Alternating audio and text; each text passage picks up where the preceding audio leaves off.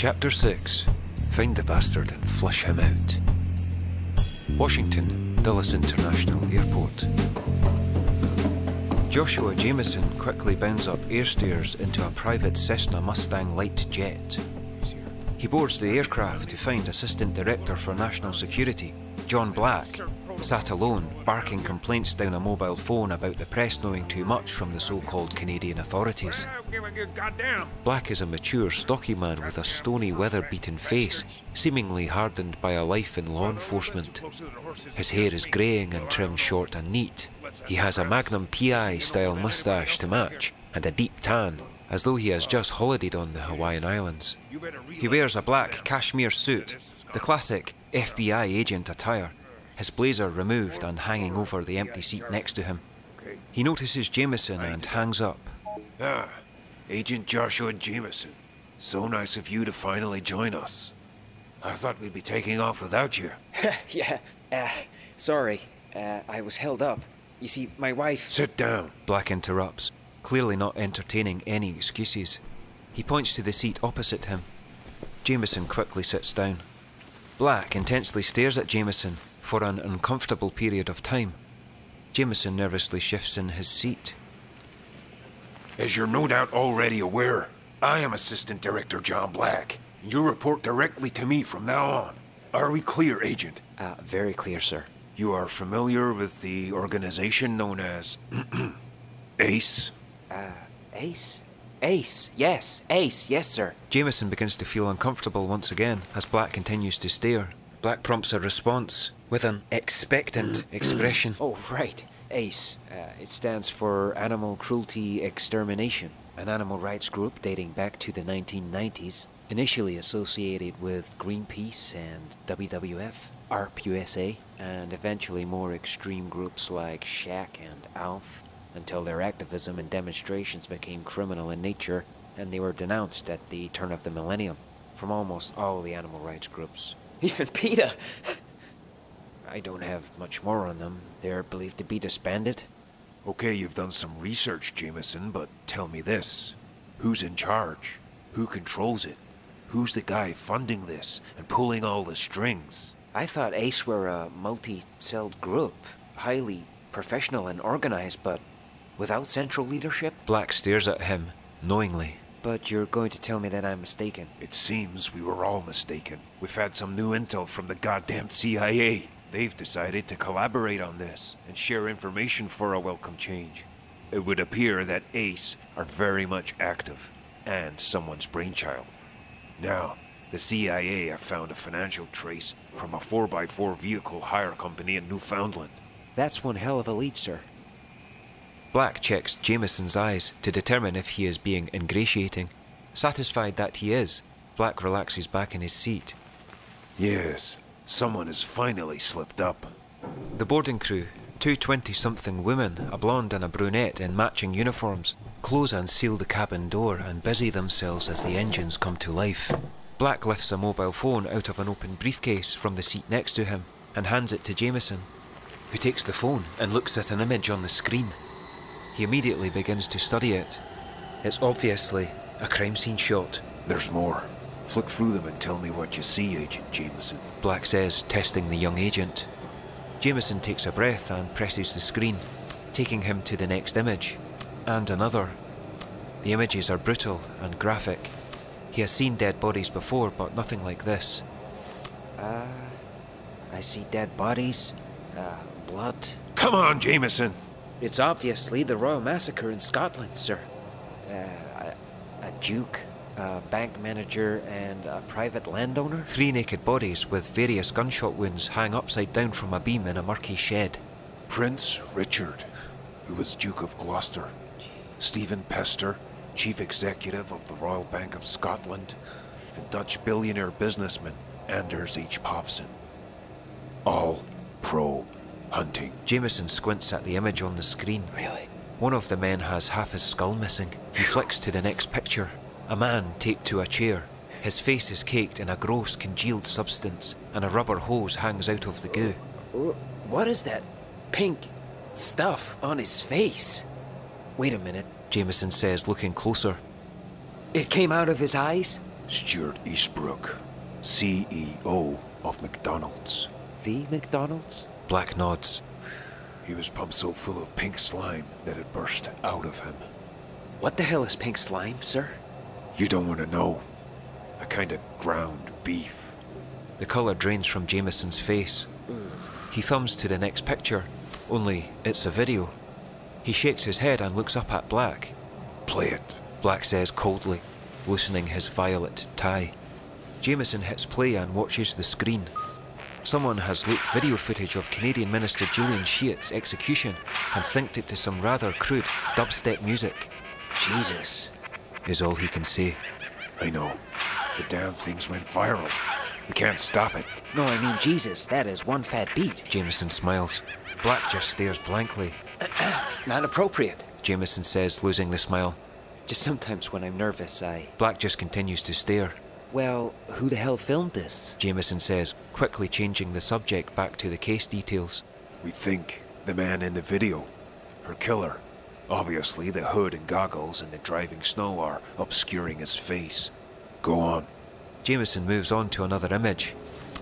A crime scene shot of the minister, naked and frozen on the barren ice sheet, her skull caved in.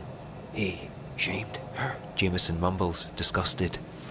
He thumbs to another image and recoils, reviled. What the hell is that? Right. That is Wang Xian, a lucrative businessman from Hong Kong. He used to be the head of the National Traditional Chinese Medicine Strategy Research Project. Made his money dealing in drugs and arms and setting up fake zoos and wildlife research centers for the cultivation of rhinos for the traditional medicine market. Since his unfortunate departure, information has appeared on WikiLeaks linking Xian and his illegal activities with delegates in the Chinese government. It's a mess. And now, so is Xian. CME says he ingested some kind of super concentrated, highly corrosive acid mixed with a black market version of Viagra, along with rhino horn and God knows what else. The acid dissolved him from the inside out. Dick first. Black says, distraughtly gazing off into the distance. He adjusts his position in his seat. Surely not suicide? Jameson asks, shocked and shaking his head at the picture. No, we think someone tampered with his personal stash. He may have been a bastard. Black says, loosening his tie further. But that's no way for a man to go. Jameson points a finger at the screen. Maybe I'm just cynical, but I'm detecting a certain degree of irony in the nature of these killings. Black narrows his eyes, knowing. How so? Well, the hunter becomes the hunted. The burger man has his fill of beef. The Chinese medicine peddler is killed by his own erectile dysfunction potion. And now the minister? Killed just like a seal in the cult that she supports and subsidizes? Black nods. Go to the next picture. Jameson flicks to the next picture to find a pristine white card. A card? Jameson looks up at Black. A calling card. Now look at the pictures again, Jameson. Jameson flips through the pictures, slowly, carefully studying each macabre image. At each murder scene, in close proximity to each body, there is a card. With wide eyes, he looks up at Black, who says nothing. They're all connected. He hurriedly flicks through the pictures. One of the 3 dead men hanging in the shed in Scotland. An older-looking man who he presumes is the Duke has a white card slotted between his pimply buttocks. An inch of white card can be seen from the pocket of Stuart Eastbrook's shirt. Another white card slotted in Minister Sheehat's armpit crevice. And a card sits on the cabinet beside Wang Xian's remains. Whew. Jameson glances up at Black again in disbelief and anticipation. Black reaches into his briefcase. He hands Jameson a picture. Jameson quickly takes the photo. It is a close-up of the blood-speckled card. Printed on the card in bold black ink are 2 words. Iquensu Acha? He asks, puzzled. What is that? Latin? We've had our experts on this for 2 weeks. They just couldn't find the translation. They initially thought it was an anagram. We've had everything from unique chaos to aqueous chin. Jameson smiles but cannot tell if he is supposed to find this amusing. Black's default stony expression clarifies this. Ever heard of the Wachutu tribe from Central Africa? No. Neither had I. or anyone else for that matter. A steward interrupts and asks that they fasten their seatbelts. The aircraft is ready for takeoff. Jameson is impatient and annoyed at the interruption as he quickly fastens his belt. The engines roar as the aircraft begins to move down the runway. Chief, Jameson says, raising his voice over the engines. why are you showing me all this? Why am I here? Are you bringing me in on this case? Black leans forward in his seat. I've heard good things about you, Jameson. Recommendations. Yes, I'm bringing you in on this case. The aircraft is taxiing down the runway. Thank you, sir. I won't let you down. Jameson looks out the window. So, what is our heading? Are we going to Newfoundland? No, we're not. Jameson glances back to find Black's wry smile. I'm going to Newfoundland. I've got something else in mind for you, Agent. Something else, sir? I read from your file that you went undercover for a year with a major drug cartel in Chicago. Yeah. Counter-narcotics team. Jameson nods. Led to 10 convictions and the seizure of 5 tons of Panamanian cocaine. Black raises his eyebrows. That's a lot of coke. Yes, sir. But what has all this got to do with the Ace case?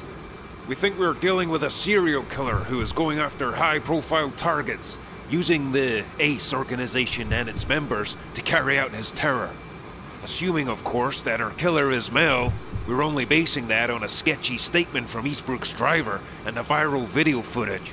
But I've seen cases like this before, and a son of a bitch is usually a man. He is currently considered public enemy #1. He's obviously trying to send a message to the world. The worst kind of lunatic. A killer with a cause. We need you to infiltrate Ace. We need you back undercover. But why infiltration, sir? Why not just take the organization down, one swoop? Black shakes his head and rests back in his seat. It's not enough. If there's a mastermind behind all this, we need you to find the bastard and flush him out before he kills again. And besides, we currently don't know the whereabouts of the organization's HQ. Then, with all due respect, sir, how do you expect to infiltrate Ace if you don't know where it is? The vehicle traces led us to an address in Colorado and a young man called David Archer. Turns out he's been an active member of Ace for a short time. The CIA already have him in custody, and thanks to their coercion methods, he's proving to be a valuable source of information. Black takes another picture from his briefcase and hands it to Jameson. Jameson looks at the photograph of a young man and for a moment thinks he is looking at his own face. We want you to impersonate him. Stay in his apartment and await contact from Ace. That's your way in. Wow, we do look strikingly similar. I would say uncanny. And I thought you wanted me on the case for my experience. Black smiles. Can't it be both? Jameson frantically flicks through all the pictures. Murder, massacre, mutilation. Agent, we're asking you to put your safety, your life, on the line here. Are you up for the job? Black asks firmly. Jameson stutters as his gaze rests upon the close-up shot of the calling card. Yes, sir. You can count on me. Jameson's mind races. Serial killer. Undercover. Ace. Wichudu tribe. Ikwatsu Acha. Ikwatsu Acha! He mumbles, looking up. Sir, the translation. What does it mean? The jet leaves the runway and takes off into the air. Black stares coldly into Jameson's wild eyes. It means white devil. Jameson cannot tell if it is the takeoff, but he suddenly feels very sick to his stomach.